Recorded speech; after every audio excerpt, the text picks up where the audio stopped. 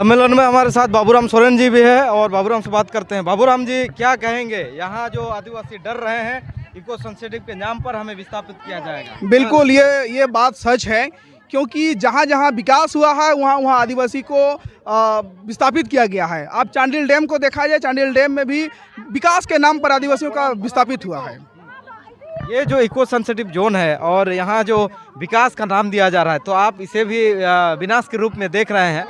यहाँ जो 135 गांव हैं टोटल इस क्षेत्र में, जितने में दलमा क्षेत्र में 135 गांव है, जिसको इको सेंसिटिव जोन में घोषित कर दिया गया है। वे लोग आते हैं और उन्हें नोटिस दिया गया है, आप अवैध कब्जा किए हैं, और इसके साथ कुछ घरों को हटाने का भी नोटिस दिया गया। आप 1060 लोगों को जो नोटिस दिया गया है, ये जांच किया जा रहा है वन विभाग द्वारा, जो कि आपको मैं बता देना चाहूँगा इको सेंसिटिव जोन 2012 में आया है। लेकिन उससे पहले जब 1927 में वन कानून बना, उससे पहले से यहाँ आदिवासी स्थानीय रूप में हम लोग रहते आए हैं। लेकिन जितना भी कानून आया सिर्फ कागज में रहा, और आदिवासियों को हर जगह से खदेड़ने का काम पूंजीपतियों के इशारों में सरकार और स्थानीय प्रशासन करते हैं। जी, यहाँ जो इको सेंसिटिव जोन है तो क्यों लगाया जा रहा है? आखिर इस क्षेत्र में देखा जाए तो बड़ा बड़ा होटल्स तो हैं, क्या इसके लिए लगाया जाए? आपको मैं बताना चाहूँगा कि जमशेदपुर आने वाला 10 साल के बाद ये मुंबई बनेगा, क्लियर है, नो डाउट।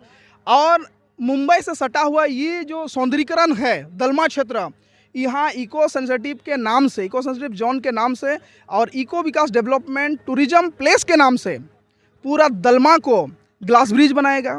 पूरा दलमा में होटल, रेस्टोरेंट, लग्जरी सुविधा बाहरियों को उपलब्ध कराएगा और यहाँ के स्थानीय लोगों को विकास के नाम पर विस्थापन करेगा। यही काम शुरुआत हो चुका है, जहाँ झारखंड के पर्यटन मंत्री कुछ दिन पूर्व ही यहाँ दलमा में आके 206 करोड़ का प्रोजेक्ट को उद्घाटन किया है। लेकिन अभी तक 135 गांव से ना ही समर्थन लिया है, ना ही बैठक हुआ है, ना ही परामर्श हुआ है और ना ही अनुमति लिया है।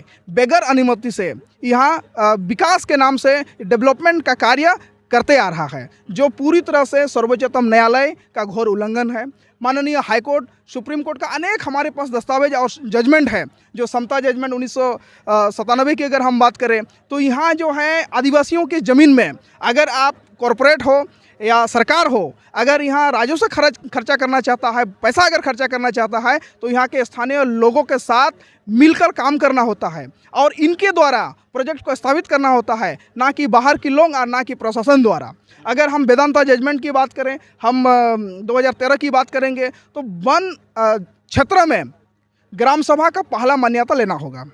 पेशा नियमावली 2025 आया, जो पेशा नियमावली 2026 में प्रकाशित भी हुआ और 2026 में भी ये बात लिखा गया है पेशा नियमावली साफ अक्षर में कि आप अगर किसी भी कॉरपोरेट हो, सरकार हो या कोई भी हो, अगर वन क्षेत्र में जहाँ अनुसूचित क्षेत्र है, जहाँ वन विभाग का ज़मीन को कुछ करना चाहते हैं, डेवलप करना चाहते हैं या होटल स्थापित करना चाहते हैं या टूरिज्म स्थापित करना चाहते हैं, तो संबंधित ग्राम सभा से, ग्राम क्षेत्र के ग्राम सभा से उन्हें मिलकर परामर्श कर निर्णय लेने की ज़रूरत है, अनुमति लेने की ज़रूरत है। हालांकि ऐसा अभी तक कुछ नहीं हुआ है और मनमानी तरीके से वन विभाग यहाँ उनका पेट पालने के लिए, और वन विभाग अगर सत्यता की जाँच किया जाए तो यहाँ दलमा में सफारी योजना चल रहा है, जो कई बड़े बड़े वन अधिकारियों का ही नाम से कार निकाला गया है, ट्रैक्टर निकाला गया है और स्वयं ये काम कर रहा है। इसका अगर सत्यता जांच किया जाए उच्च स्तर में, तो यहाँ वन अधिकारी सबसे बड़ा करप्ट है और वन अधिकार के साथ कुछ स्थानीय दलाल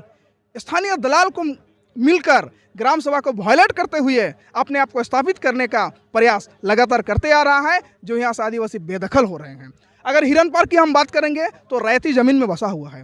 अगर हम ये दलमा पहाड़ की बात करेंगे तो ये आदिवासियों की ज़मीन पर बसा हुआ है। अगर हम गेट की बात करेंगे, जहाँ से सालाना 70 लाख का वसूली किया जा रहा है वन विभाग द्वारा, तो ये भी आदिवासियों का ज़मीन से कर रहा है।